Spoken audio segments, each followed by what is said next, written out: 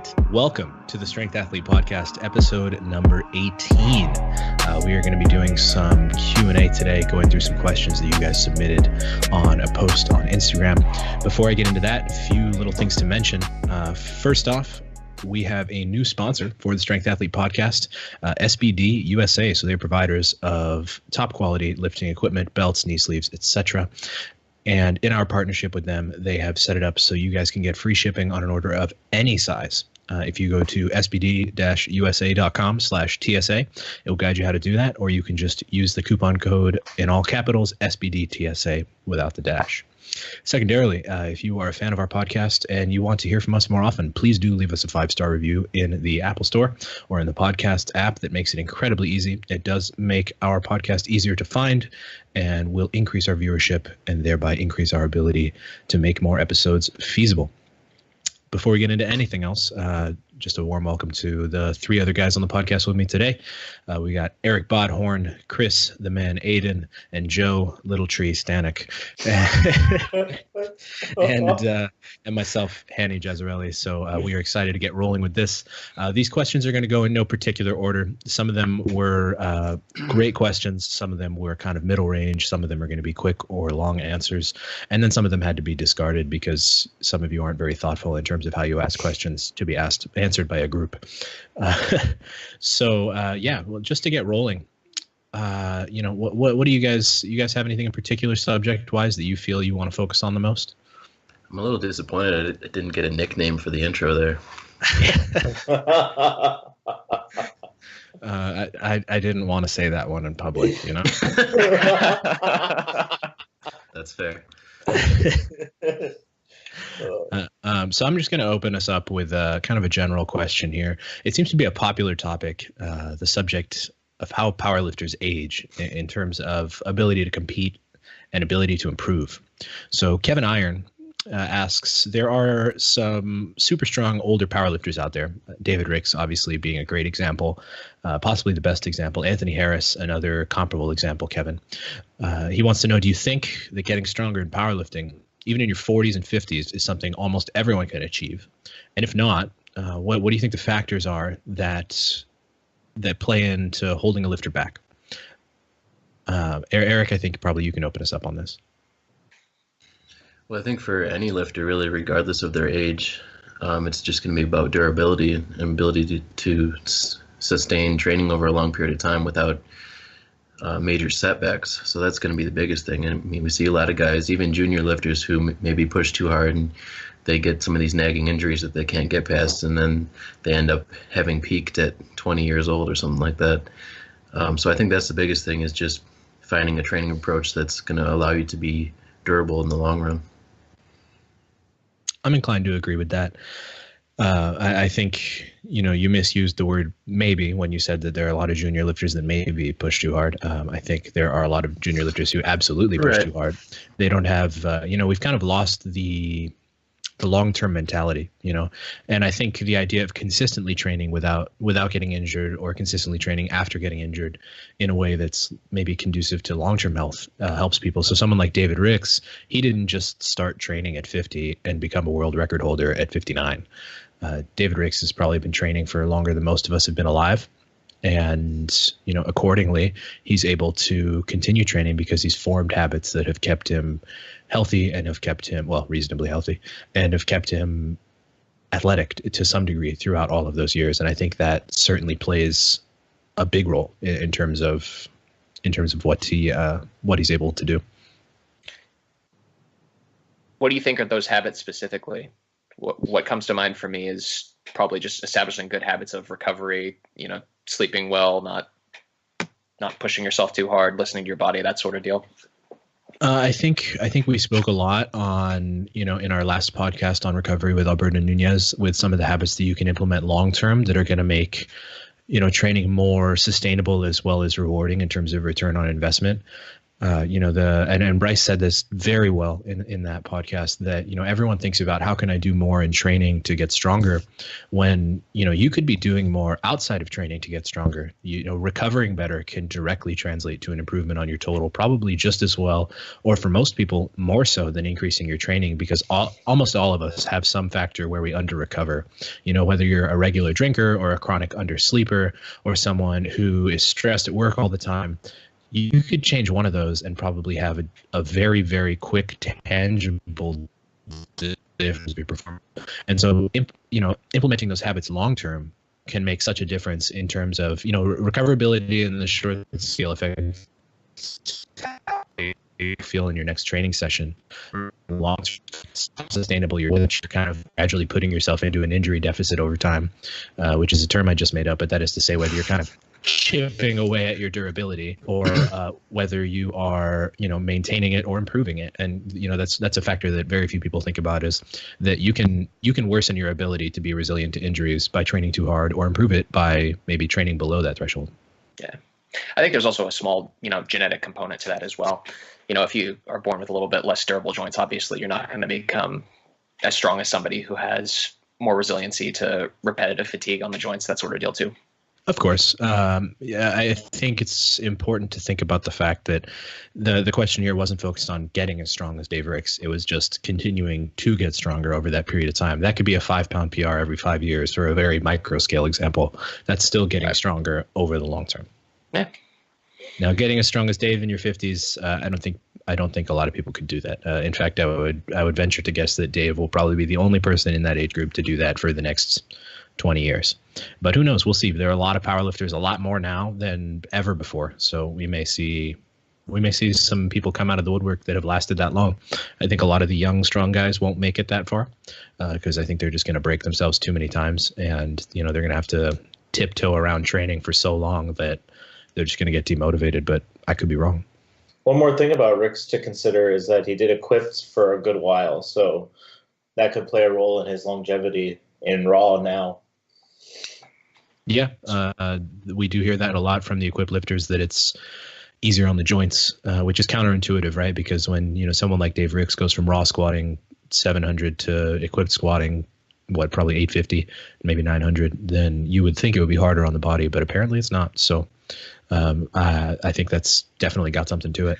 Yeah, there's that gentleman from Poland. I forget his name, who just won, I think, like his 17th equipped title or something like that, and he's 48. Oleg. Yeah. Oleg, Jaroslav, Wonder Man. Cool. So let's move on from this, though.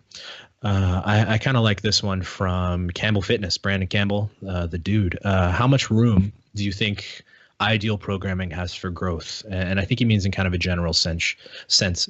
So with such large sample sizes and the amount of time we've had to research and implement protocols, at what point do you think that there will be nothing left to be learned? Chris and Eric, actually all three of you guys, I think this is a great question, if whichever one of you wants to jump in. So, how much room do we have before we hit the ceiling in terms of knowledge about training and it starts to be redundant? I think it's a really interesting question. The thing that always comes to mind here, at least from my background in exercise science, is usually what happens when you discover something new about whatever you're studying. So in this case, training, it always ends up generating more questions. Like if we found, for example, I don't know, like a certain way to taper a certain lift works a certain way, we'd kind of have to figure out, why would that work? Does it work for every individual? That sort of deal. So my thought here is we've made a lot of headway in that, but I think there's probably always going to be at least one more question that we could ask, sort of like an asymptote. The closer we get to the most ideal possible training, the more impossible it's going to be to meet that. I didn't know you knew the meaning of the word asymptote, Joe. I did. I was in AP calculus, man. I know my thing. Once upon a time. Once upon a time. If you asked me to do that now, it'd be like I was trying to read a different language. Chris, I hear you clearing your throat. I mean, yeah. So for me, this is like, we're just lifting weights here. And a lot of the stuff, at least for me, kind of feels redundant at this point. I think figuring out what terms of what's ideal I don't think there's going to be the new breaking news like DUP was, I don't know, 4 years ago, 2012 to 2015-ish. But I mean, I think for the most part, periodization is periodization. It's been around forever. There might be different strategies that a simple coach might try out with using heavier weights before lighter sets or volume work, or just playing around with different strategies that currently exist, is what's going to kind of get ideal results. So figuring out strategies in terms of training that work for some athletes and not others, and understanding why, or what kind of figuring out what training strategy works for that lifter to get them stronger in each discipline. So I think we kind of know exactly where we can do ideal programming. It's just figuring out what works and what doesn't. The scientific research as far as powerlifting specific programming is still really limited, and I think there's a lot that we can learn there, but it's probably going to be more small and nuanced things as far as just how to optimize that last 1 or 2% in somebody's program. There's things like fatigue. That's something that we can't really put a number on, and maybe somewhere down the road there's a way to actually quantify how fatigued somebody is and what steps you can take to get them in that peak preparedness that we're looking for when we're in a peaking phase. So stuff like that, I think, is still stuff that we're going to figure out down the road, but like I said, it's going to be something where we're just looking at improving that last couple of percent as far as just optimizing an approach. Yeah, I'm inclined to agree with you guys. I think what Chris touched on is a very important consideration, along with what Joe said. I think maybe we're close to that ceiling of essentially new knowledge. There are very few people that are applying it all. You get little bits and pieces of it in these different places and kind of new reorganizations of old ideas, right? So Chris, you said DUP, the new form of, American style DUP got popularized in 2012 to 2014. And that's just kind of a reorganization of old ideas. And, there are people who've been training with varying rep ranges and relative intensities on different days of the week for decades, and ultimately, and this is something I've said before, I think an effective coach is going to follow a lot of the same programming principles across the board. But what separates good coaches from bad coaches, talking more specifically about coaching than science here, obviously, is knowing how to make those changes when things aren't working. And someone who only has one approach in their holster, so to speak, isn't going to be able to make changes because they have nowhere to go. Whereas the ability to recognize kind of the inefficacy of one training protocol, understand how to make those changes and implement them while still having reasonable training is important, and is kind of the key that's going to separate good from bad there. How much longer we have before that kind of knowledge is widely dispersed is another question, and I would say probably indefinitely. It'll never happen that everyone will know everything, and that's probably for the best. But I'm interested to see what comes out. Eric, what you said regarding learning about fatigue, I think is a fascinating subject. A quantifiable tracking and recording system for fatigue would be super interesting. And it would be even more interesting to find out that, if all the research pointed towards the fact that fatigue isn't a real thing. That would be just mind-blowing, and then we would all try to wonder what was going on and come up with a new word to describe how we all felt tired and shitty. Mm-hmm.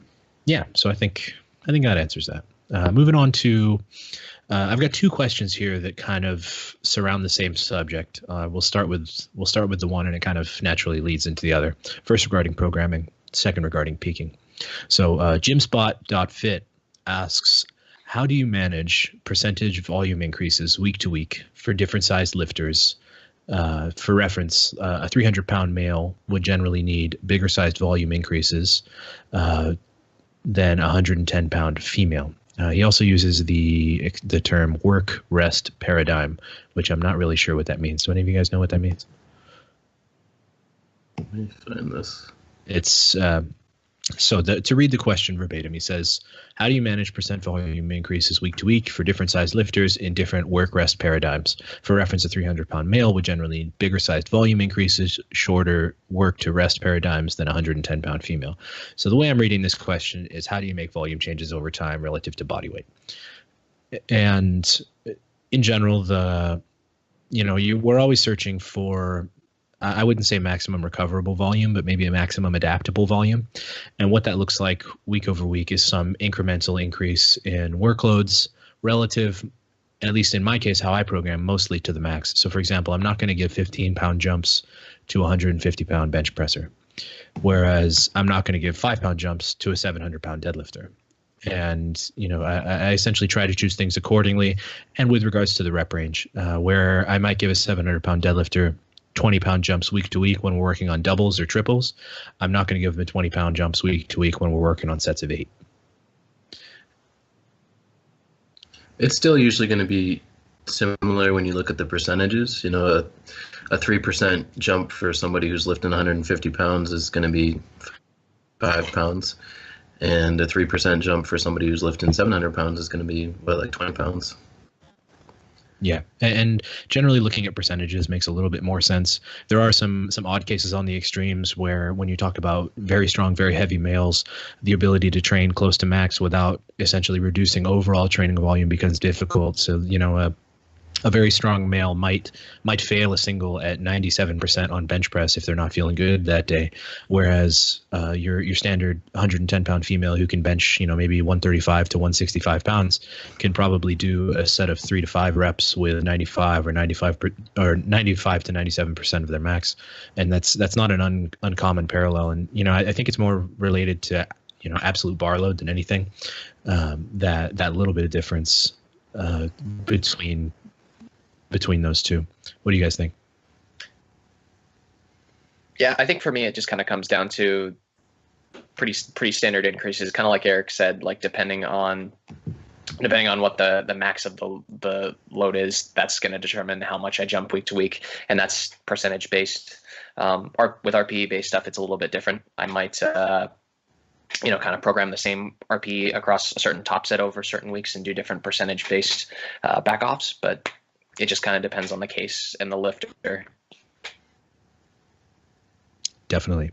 Now to segue into the second half of this, I am Min Bach with a K asks, how should peaking be done for, say, a 66 kilo lifter versus a 105 or 120? Well, 105 is a bad example. Let's say a 66 versus a 120 or a 120 plus. So kind of the two opposite ends of the spectrum. Can the lighter lifter lift closer to the meet versus a heavier lifter? And how big of a role does, he uses the word experience, I'm going to exchange this for training age, play in the peaking process of both lifters? So, Chris, go ahead. So basically, there's couple schools of thoughts. We have the 120er. They're typically lifting heavier, complete absolute loads. Generally, they tend to be bigger guys. So typically, we're trying to taper them a little bit harder going into the competition. Where I personally have seen that the lighter lifters, because the less weight on the bar, they tend to handle volume a little bit better, and they also seem to detrain if you taper them too early. So typically the volume stays pretty high for my lighter lifters, and for my bigger boys, we're tapering pretty hard down just to get them recovering a little bit better. Yeah, I would say mine's been about the same. It's more of a volume thing. Like the length of the taper is usually about the same for most of my people, depending. Like it's more of an individual thing, but in general, yeah, the heavier weight classes tend to taper a little bit harder on the volume so they can recover better. Yeah, I'd say that's a pretty common trend. You'll see the lighter lifters, you can keep a little bit more volume in there towards the end, and even keep the intensity up higher than you might normally. And then for the heavier lifters, maybe you pull back just a little bit more and a little bit earlier in some cases as well. Especially for the bigger deadlifters and stuff like that, you might have them take that a little bit farther out. But yeah. Cool. So moving on from there, let's move on to a kind of a more general subject. So Dustin Bell, 58, asks, how do you handle programming for dual athletes if they are bodybuilder powerlifters? How do you find the fine line between getting enough volume for hypertrophy without interfering with recovery for strength gains in the off season? I think this is a good question, Dustin, and actually very applicable. There are a lot of powerlifters who are former physique athletes in some capacity. I think a lot of us tried powerlifting and loved it, and especially that fact that you don't have to really diet, although some people force themselves to. I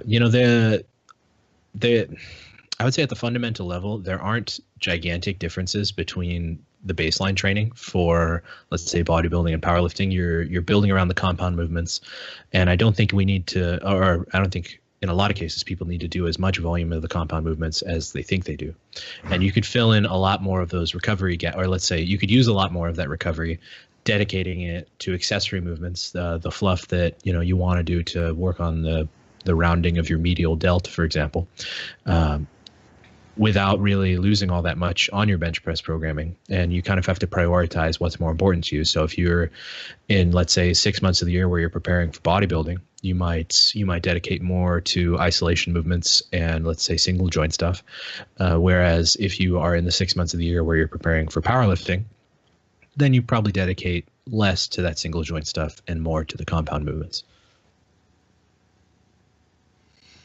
I would agree with that statement. Typically, my frequency might be a little bit lower for more. Well, so I think Hani hit it right on the head.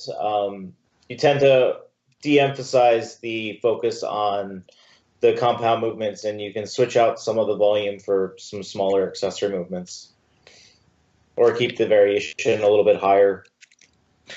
Yeah, I think it just kind of comes down to specificity. Like, depending on which type of competition you're preparing for at that point, you would increase the volume depending on which one you're going for. Or actually, go ahead, Eric. Yeah, I think with those, you should probably keep the competitive seasons separate if you can. If you're coming off doing a bodybuilding show, you probably don't want to stay in a deficit for a long time, and you want to get right back into gaining muscle and focusing on doing well in a meet. Whereas, if you're prepping for a meet in the summer and then for nationals, you probably don't want to be in an extended deficit and plan on doing both bodybuilding shows and powerlifting meets at the same time, at least if you're trying to do well in both of those, because that's just a difficult spot to be in. So don't pull an Alberto Nunez? Well, I mean, it can be, you can sometimes see a Wilks improvement if you're on the way down, but not to the point where you're stage lean.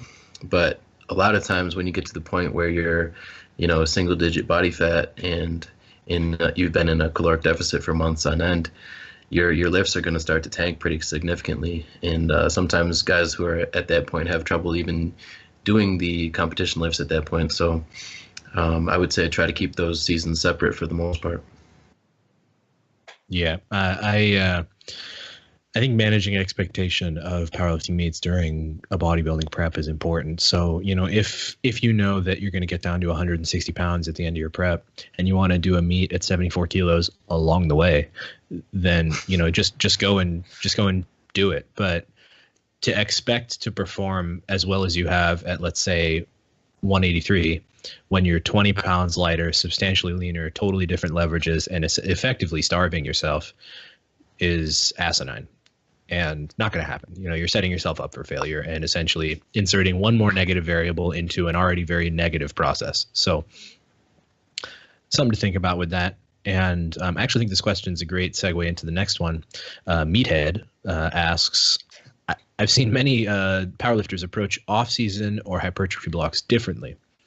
And I think this is nice because we're thinking exclusively powerlifters here. So some keep specificity and frequency pretty high while doing a ton of volume with a light amount of variation, while others go full bro and spend more time doing assistance work. He asks what factors usually decide this. I think a better question is which one of these would be superior and why?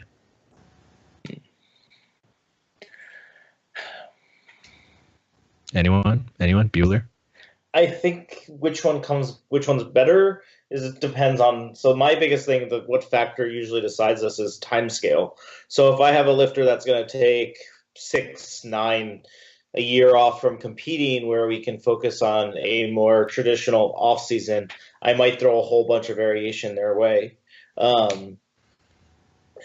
So I mean, I still like to keep some competition work in there just because lifting is a skill and we don't want to lose the competition skill of squatting, benching, and deadlifting. So it's still in there, but typically I'll approach some more variation and a lot more assistance movements dedicated to help building the muscle and adding hypertrophy to the overall lifter. So I think it just comes down to time scale in terms of which one's better. If I have someone competing in 16 weeks again, probably not going to use the same off season. Yeah, adding on to that, I think if you have a little bit longer off season, I think an enjoyment factor and maybe even a little bit of psychological stuff could come into play there. Like, for example, if you've had a really hard season of training for several meets and haven't gotten a lot of variety in there, including some of those lifts that you don't do very often, burrowing out might actually be good just to kind of help you recover and actually enjoy training again, if at all, just for a little bit of time. I think beyond the enjoyment factor, it also helps to reduce that injury risk. Sure. The long-term effect of training with high volume on just the compound lifts, you will get hurt. It's not really a question of whether or not you will, but rather when you will. So it's important to take time to address those weaknesses. Do some athletic things, and athletic can be as simple as implementing a box jump into your training on a regular basis.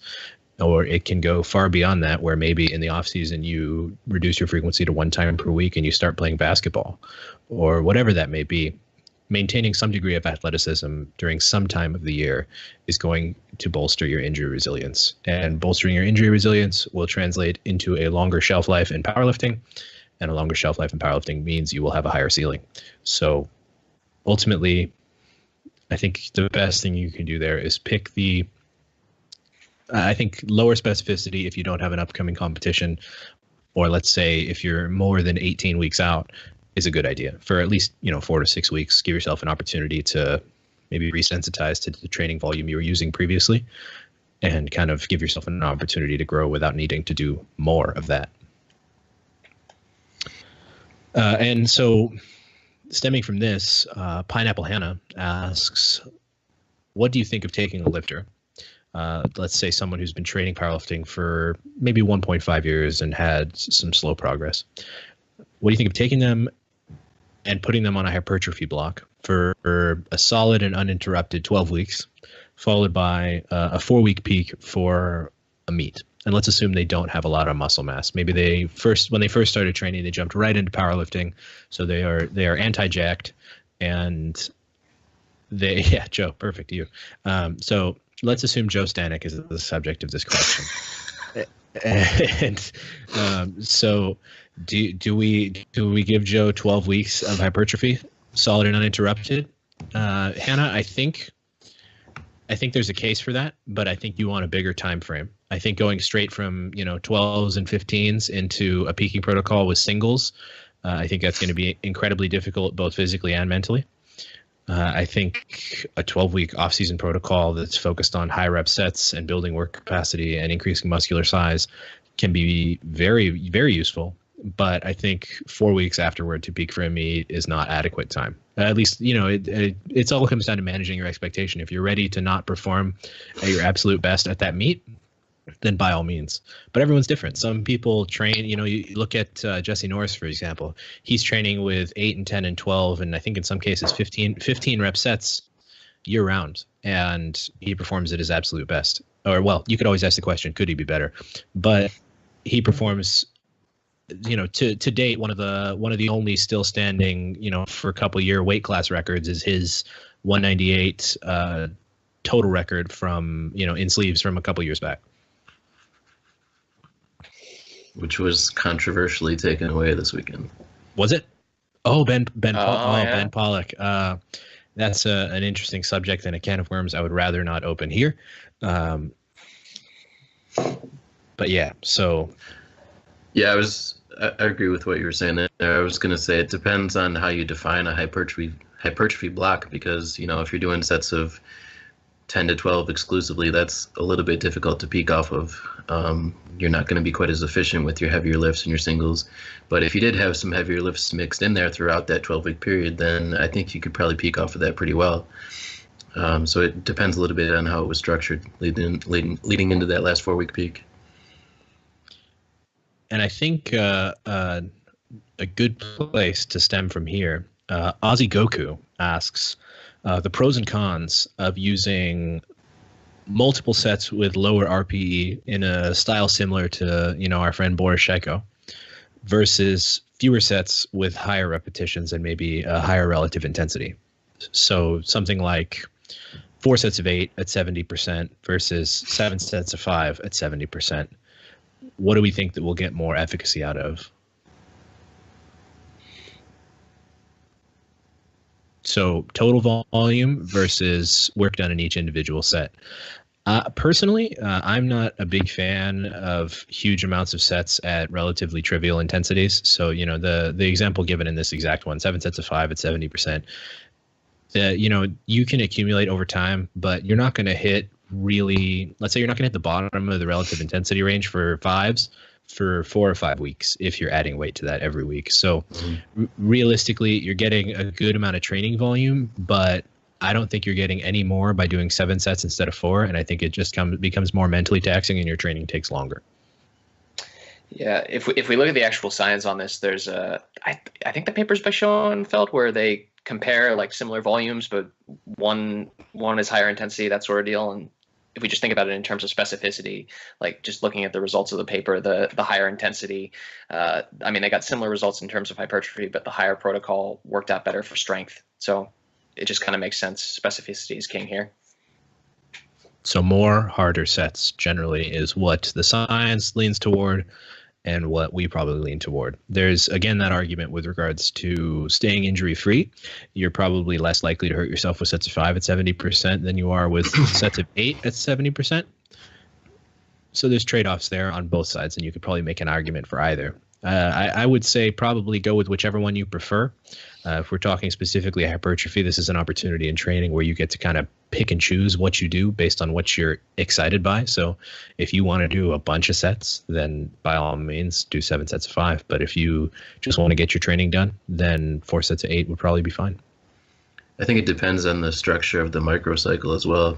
Maybe that 7 sets of 5 is meant to be a lower stress volume accumulation day, and the other days are a little bit higher in terms of relative intensity.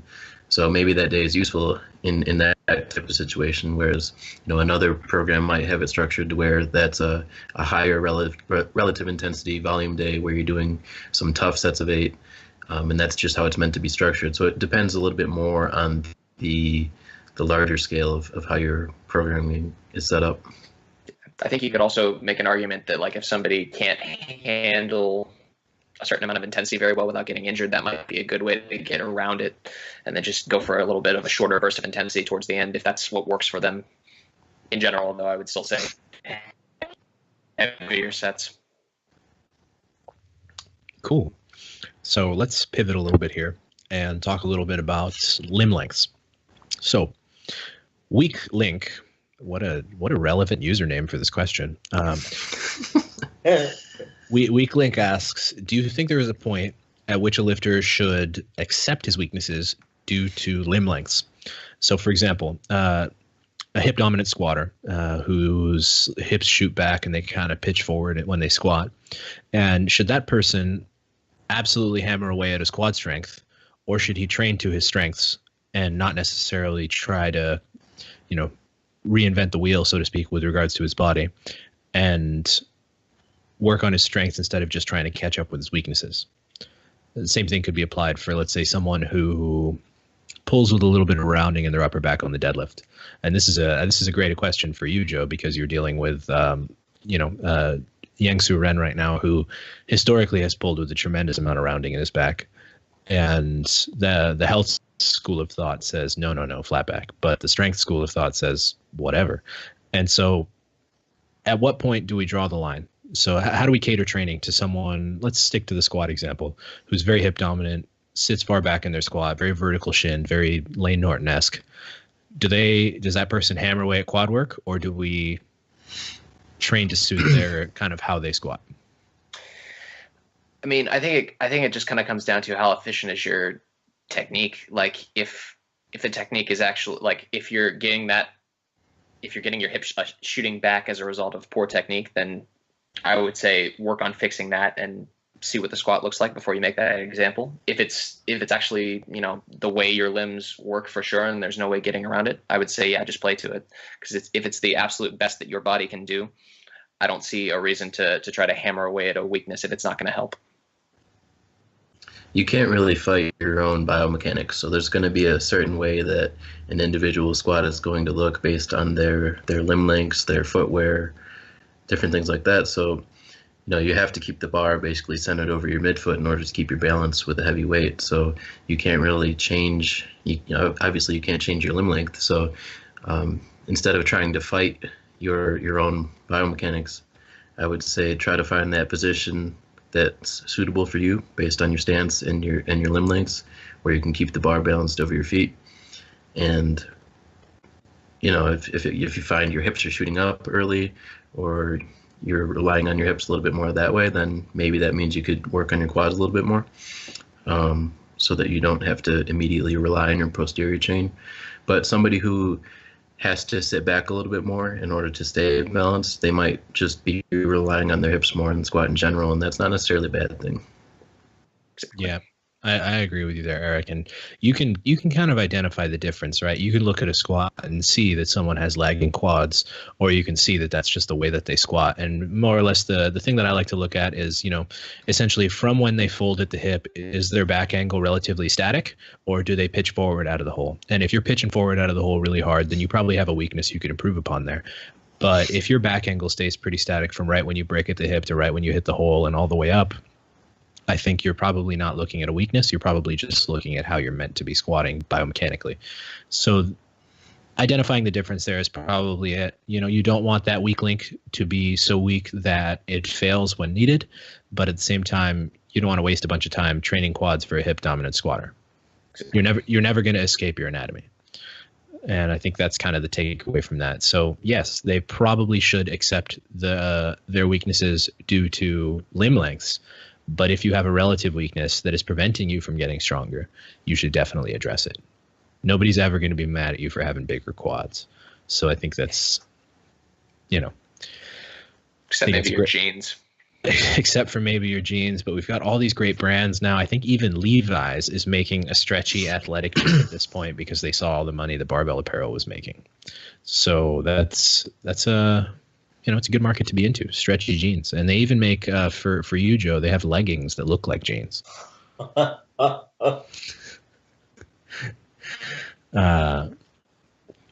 Perfect. This is a good one. And this is one of those things that I want to answer I don't specifically myself, but my answer is generally, well, what do you like more? So JLD Strength asks, how do you understand whether your leverages would be better for pulling conventional or sumo?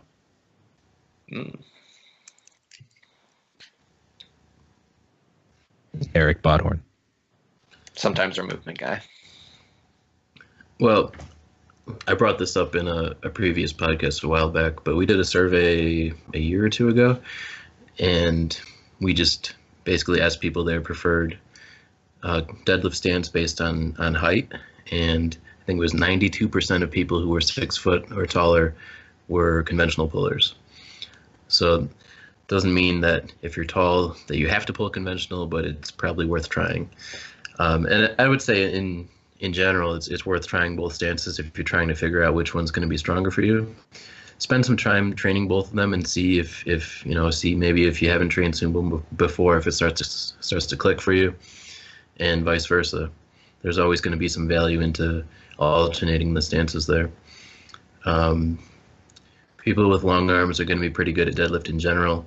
People who have longer legs tend to be a little bit better at conventional and maybe struggle a little bit more with sumo. People with shorter femurs with more of a squat type of build tend to be a little bit better with sumo, that type of thing. But those are all just kind of general, and it's not always the case. Yeah, you can find plenty of examples of people who you'd say, oh, wow, they're totally built for the sumo deadlift, and they're a world-class conventional deadlifter. Right. And vice versa. So it's, that's why I say my favorite answer to this question is, which one do you feel stronger in? You know, there's no amount of replacement for just being stronger in one stance than the other. And some people are balanced and substantially better in one than the other.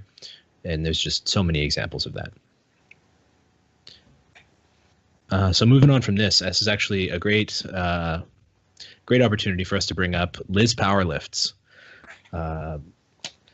who is our Australian friend, federationless at this point. Well, I wouldn't say federationless, but unfortunately going through drama with the IPF and Powerlifting Australia. But she asks a good question. So if you're familiar with Joy Nemani or Christoph Wierzbicki, I think is how it's pronounced, right? Wierzbicki or something like that. No, it's Wierzbicki. She asks, do you think it's better to set out for a pull like they do? And for reference, essentially, they set out from the top and essentially sumo squat themselves down to the bar and initiate the pull immediately. Alternatively, you can look at someone like Bryce Lewis, for example, who reaches down, grabs the bar with his straight legs, and essentially folds himself down into position and initiates the pull that way. Swings down into position, if you will.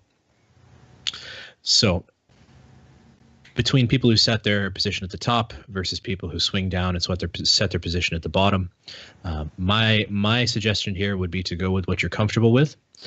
I have personally tried both, and I do not like setting position from the top. There's a lot of room for error there, and you can see it in some of those pullers. It's when they get it right, it's outstanding, and when they get it wrong, it doesn't come off the floor. And some people always get it right, in the example of Christoph, but I think I always try to minimize room for error, and I think it's more precise to set from the bottom. I would agree with you there. I think that it's like there's room for error on both. I've seen some people, when they kind of fold themselves into position going into the bottom, they'll end up like tucking their pelvis under very easily. So if you're not used to doing that, there's a chance that it might, or even if it's a high stress situation. But honestly, yeah, it's just going to come down to which one you can be more consistent with over time. The people who set up without any hip movement like that, with kind of the slow drop into position, I think that's going to be pretty reliable for them off the floor, but they might be sacrificing a little bit of speed off the floor. So if your hips are static, you're probably going to have to fight a little bit more to break the weight off the floor, whereas sometimes when you start with the hips high and drop it down, you can get almost a stretch reflex and a little bit of a benefit in terms of speed off the floor. So there's probably going to be a little bit of a trade-off there. Some people who do the quick hip drop might lose a little bit of tightness when they do that and sacrifice position, or maybe their shins shoot forward a little bit and knock the bar forward, things like that. Whereas you probably won't see those type of miscues with that slow setup where your hips aren't moving. Definitely something I would recommend trying out for everyone. Just try setting up top down and then set up bottom down, or bottom up, and see how it goes. I personally, I prefer the bottom, but to each their own. So there's lots of questions here. Lazy. Yeah, lazy. Yeah. You go home, Eric. You're drunk. But there's lots of questions here regarding weight class, and I think a lot of them kind of beat around the same bush. But we'll start with Codeman 09876 asks, I have recently moved from 165 at about 10% body fat to 180 at about 12 to 14% body fat. Good job, lean bulking. Number one. Wow, holy shit. Is the 163 pound weight class feasible anymore, or should I try to fill out the 83s and get stronger there now? Strength has moved up, but that is sort of delayed as compared to muscle mass gains. I am always on the side of staying heavier, especially in this case. If you manage to gain that much muscle, realistically, so 165 at 10% is what, 16 and a half pounds of body fat, and then 180 at 12% is 18, and it's right around 20. So basically, you gained 15 pounds of body weight and you only gained 2.5 pounds of body fat. In no world are you relatively weaker when that happens. So clearly you still have room to gain yet more. You haven't even started gaining more fat than muscle yet. So in your case, Codeman, I would say continue gaining weight until you start to gain more body fat than muscle, and then start to think about where you belong in a weight class. Yeah. It's almost hard to believe if those numbers are real. Yeah. But well, this wasn't a drug-tested Q&A, so no judgment on that front. I'm not saying that. That's a very impressive gaining phase. Yeah, no, that's honestly that's crazy. Yeah. 15 pounds and 2% is nuts. If you I would DM say us and let us know how you did that, that'd be great. Getting stronger is always fun, so focus on that. Unless you're going to be competitive, like top 5 in the nation in 74s, if you're able to hold your strength on the way back down, I wouldn't even consider that at this point. Yep, I agree with that. It's especially if you're making gains like that, that's an insane amount of muscle to gain. And who knows, maybe you find out that you're just weaker at that heavier body weight, and then you can diet back down and lose that muscle right back off again. So it's, there's not really a losing scenario here, but if you don't give yourself the opportunity to gain more muscle, you don't know whether or not you did the right thing. Agreed. Micah Enzo, Mike A.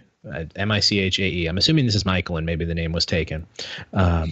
Is there an optimal body fat level for strength? Why do some powerlifters let me translate this actually. Why are some powerlifters so damn fat while others are below 10%?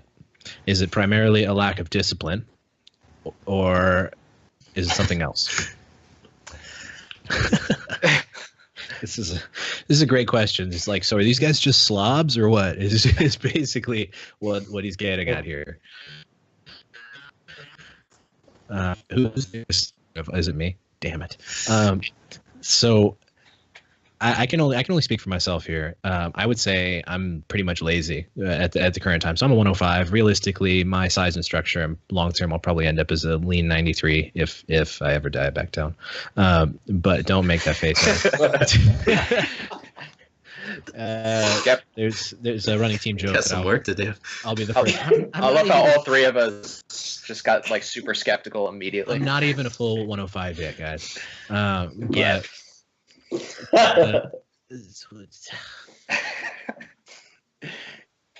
Anyway, First to 120. Not gonna happen.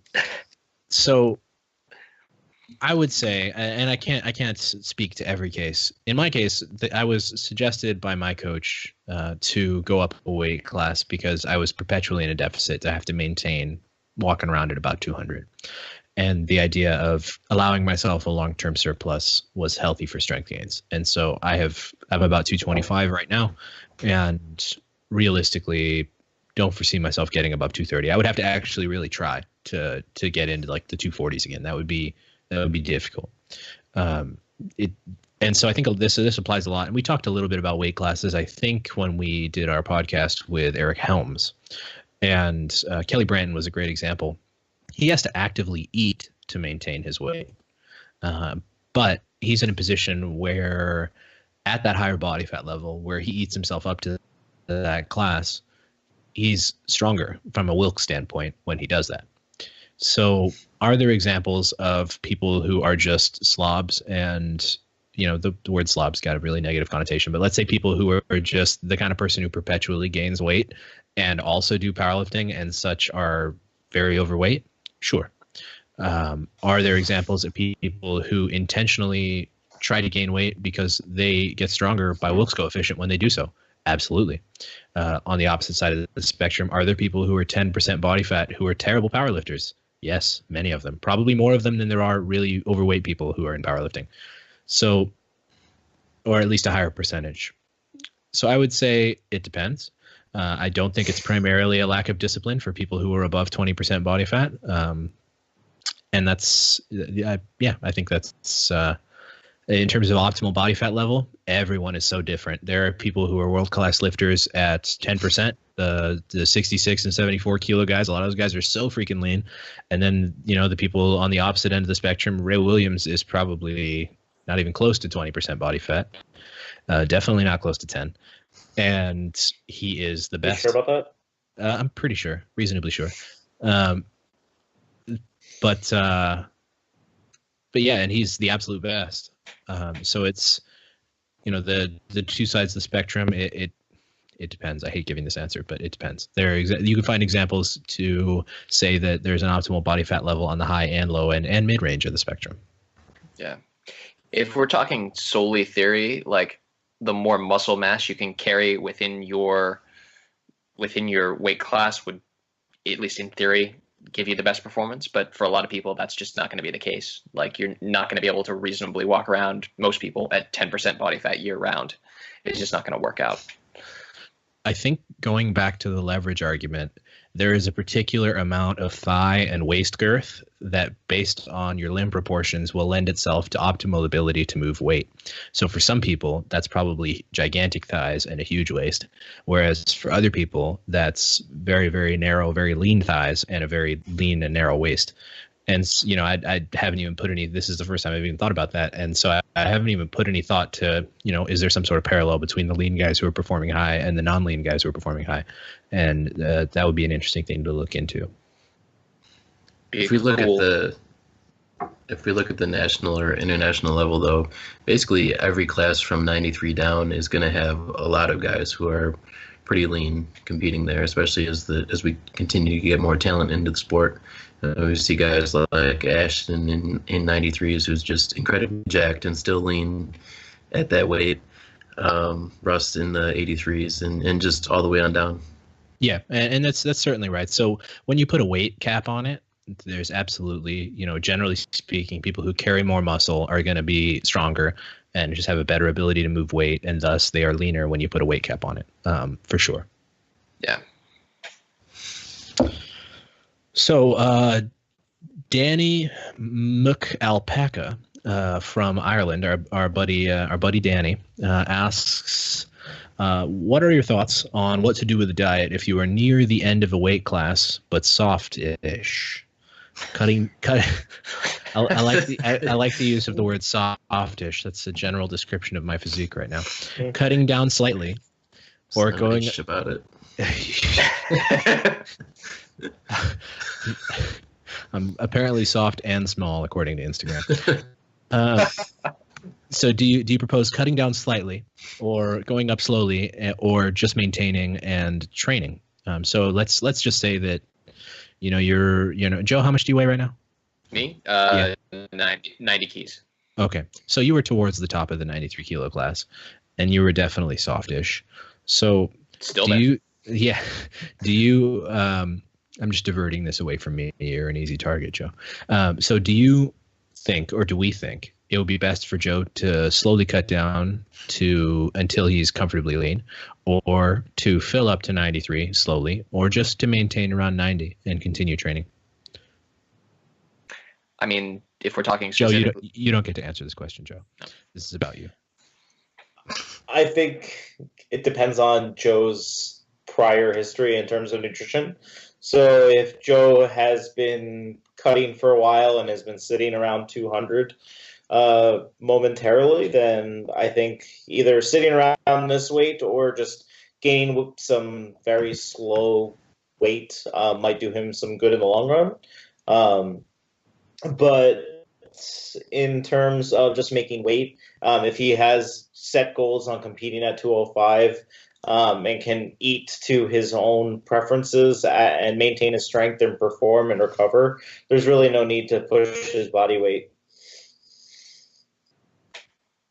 I agree with that. Yep. Whereas if he has been absolutely fighting to gain body weight to get up to 200, I would say continuing to gain. I don't think there's any scenario where it's ideal to diet down if you naturally maintain it with a softish physique at that body weight, unless you stand to do substantially better, competitively speaking, by losing weight. So by either padding your Wilks or by moving down to the next class. But for most people who are, let's say, not of a naturally very lean physique, it's not often that padding your Wilks is going to do all that much for you. So going up is almost universally the answer. Yeah, and I'm a little bit taller for a 93, so I've probably got some room to move up to 105 eventually.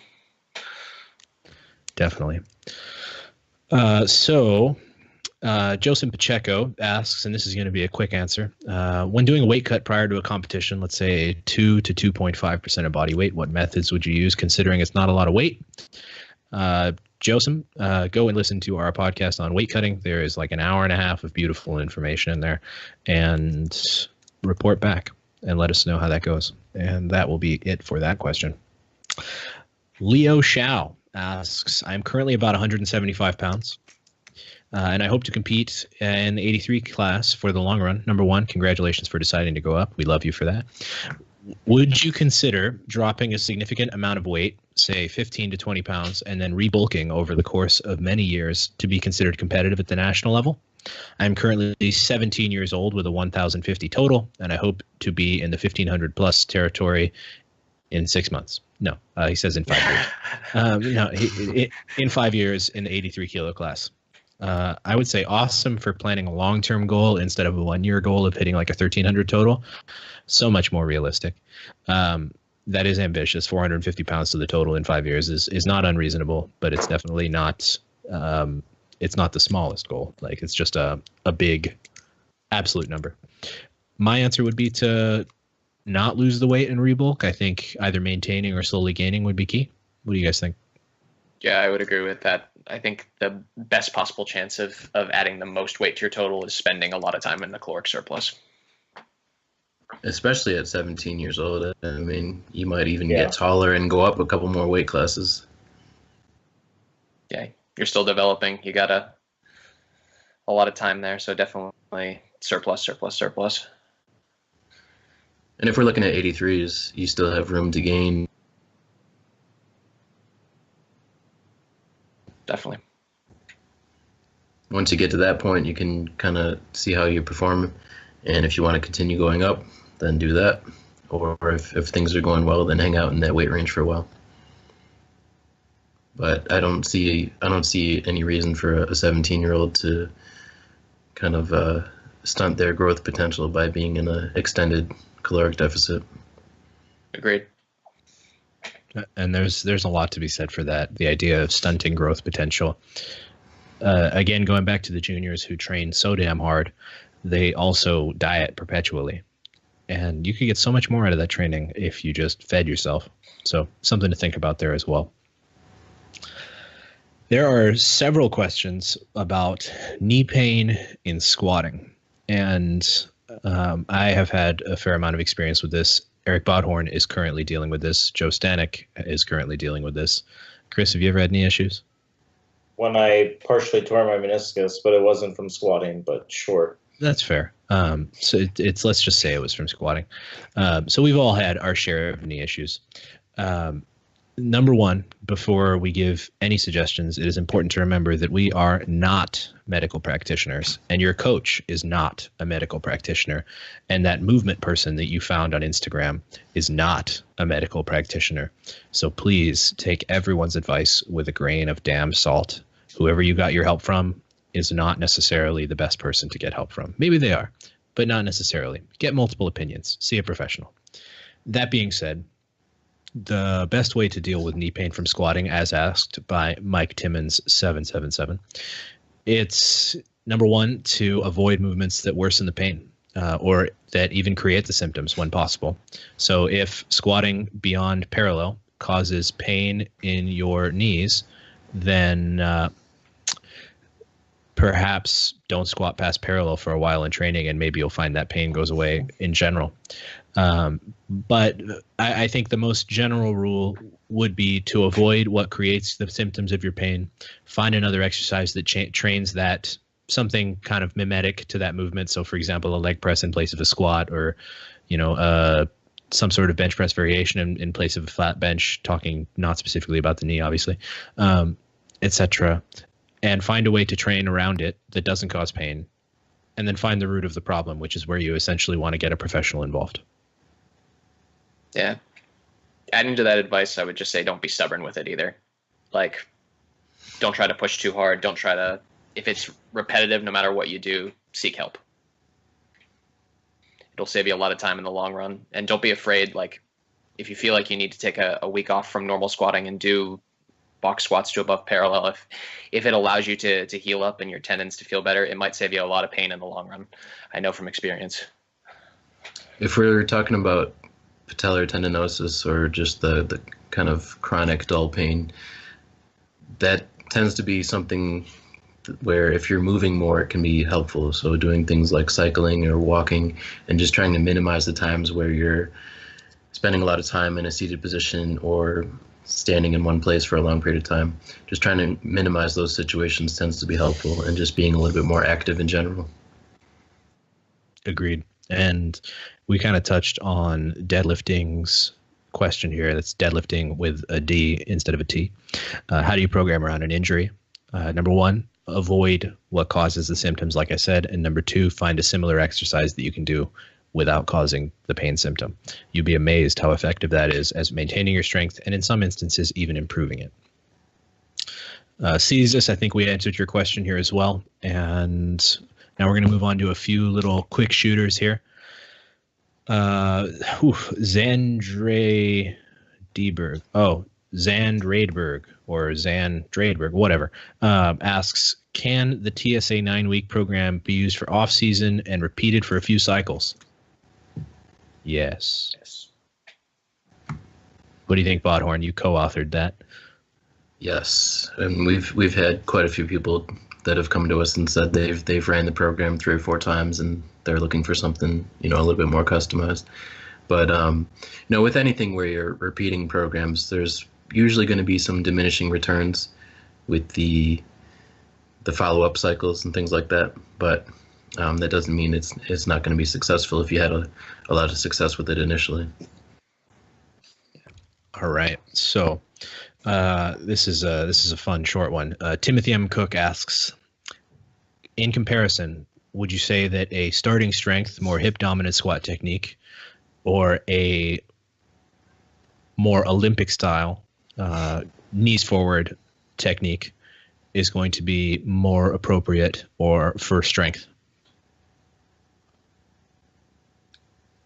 I think whatever works for your levers is what's going to be appropriate. So if it helps for you to think about it that way, like push the knees forward, if it keeps the bar over the middle of your foot, keeps your squat looking good, keeps you healthy, great. I see you want to say something, Bodhorn. Say it. Well, I think we've seen where both ways can be successful at the top level of the sport. So, again, it goes back to deadlift stance and stuff like that, where you just find what feels comfortable and strong and work on that. But also, something that we've kind of seen a trend of with some of the Olympic style squatters is a little bit more history of knee pain from that style of squatting, where you're kind of slamming into the bottom repeatedly. So, that might be something to keep an eye on if you ever run into aches and pains with that. But besides that, I'd really just, for the most part, at least for your competition style squatting, stick with what feels the strongest. And then you can use those other variations to help to build your squat around it.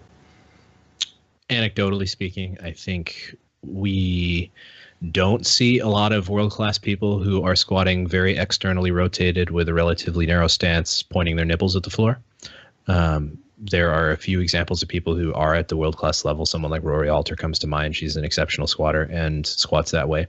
But I would say that is the exception and not the rule. So obviously, squat how you feel strongest. If that is, with a 4-foot wide stance, or like Eric Kupperstein, or if that is, narrow stance, externally rotated, or straight feet, just pick the stance where you're comfortable, where you can train without hurting yourself, and where you feel strongest. And those won't necessarily be the same. So It's okay to train different to how you test.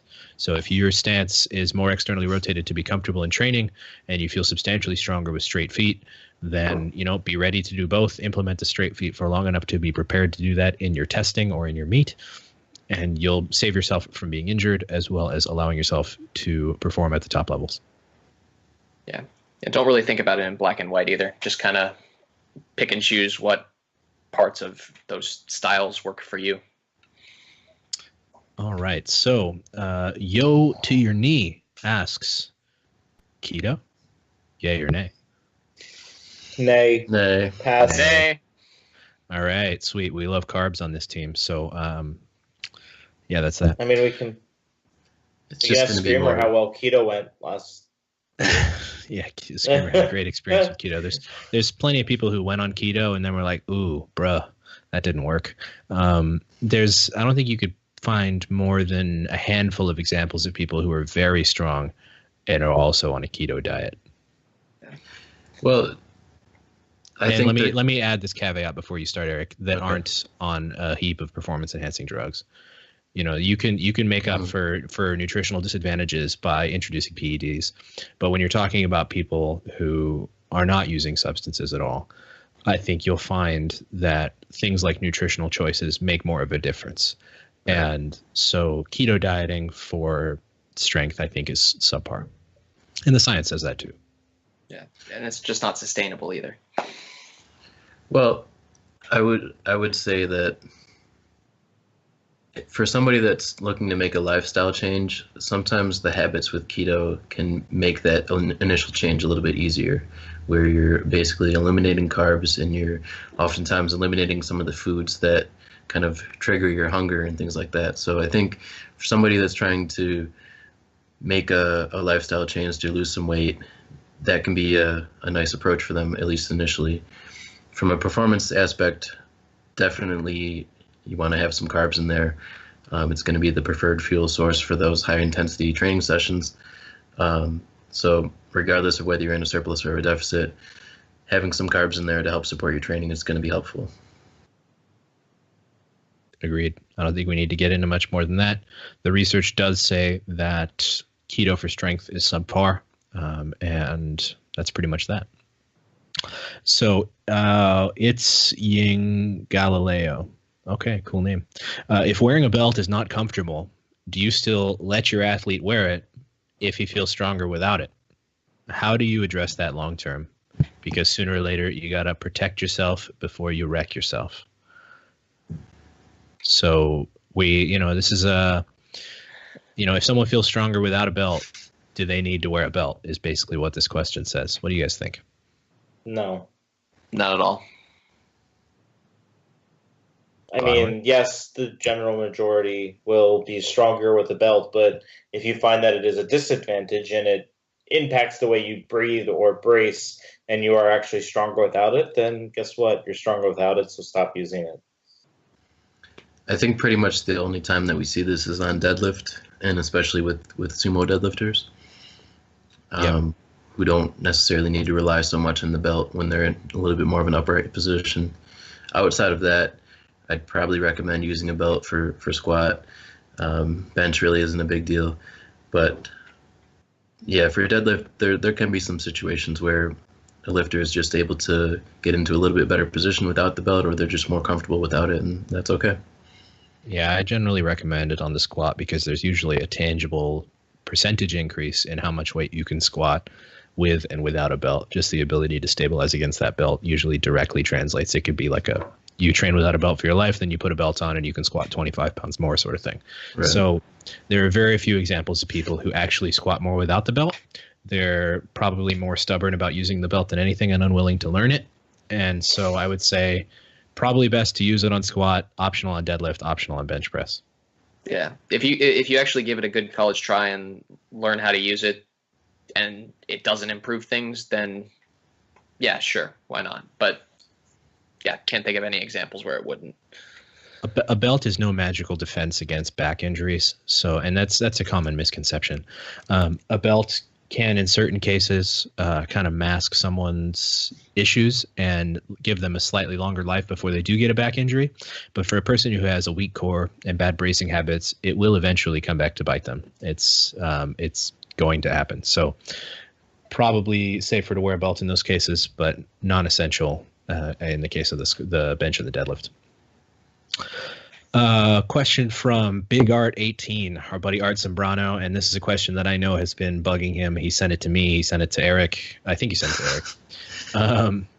Let's say there are this is a good one. Yeah, there are two control groups. Both groups only sleep for 2 hours. 10 hours later, no group is given food nor sleep.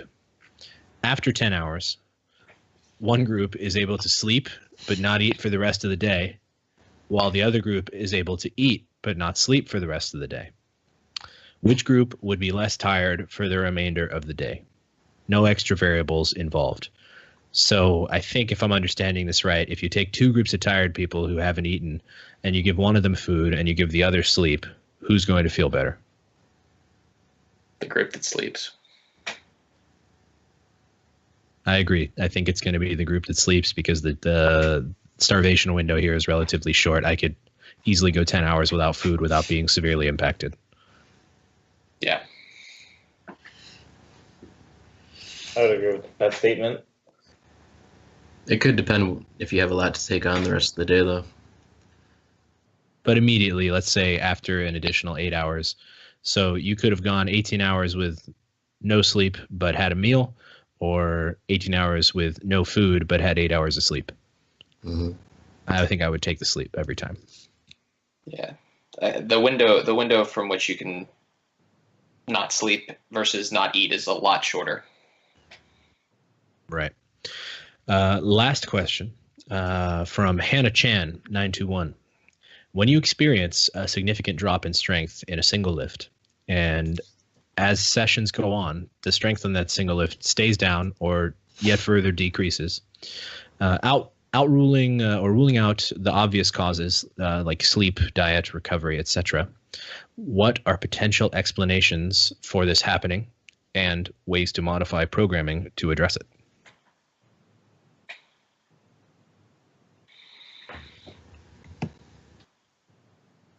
Bodhorn? I think it can be a little bit lift dependent. For something like a bench press, which is usually a lift that requires a lot of volume, and at least for some of the female lifters like Hannah, a lot of frequency as well. A lot of times if that lift isn't feeling good, it can be from not doing enough, and maybe you need more of a training stimulus, and you might be a little bit detrained at a certain period of time. So, if you take a few weeks off and you come back and you're just benching once or twice a week, it's probably not going to feel all that great compared to, say, benching 3 or 4 times a week where you really get in a nice groove. On the other hand, if we're talking about deadlift and it's feeling worse each session, that's probably related to fatigue, and you probably need to be doing a little bit less in that situation, whether it be pulling back in your squat volume or just doing less deadlifting in general. Yeah, I think a good rule of thumb would be, how are you feeling on this lift? If you're doing a ton of volume and you're feeling under recovered, maybe reduce a little bit. If you're not doing a ton of volume, then maybe try bringing it up a little bit and experiment with both of those. So a good way to identify whether it's from a detraining type of thing or from being overly fatigued would be technique dependent. So if your technique is still feeling really solid, but the lifts are just moving a little bit slow, that's usually more fatigue related. But if it's something where the lift just feels foreign, your technique is way off, and things just aren't moving as they should, that's probably something where you need to be practicing the lift a little bit more and maybe adding in a little bit more work for that one. Sweet. I think that covers it. I think we can cut this off here. So one more time, a big thanks to our new sponsor for the Strength Athlete Podcast, SBD USA. You can get details on our partnership with them at SBDUSA or -USA.com/TSA. And thanks for tuning in. I am at Hani TSA on Instagram. We got Eric TSA, Joe TSA, and the Rebel, Aydin, the last name TSA. And thanks for listening. We look forward to talking to you guys next time.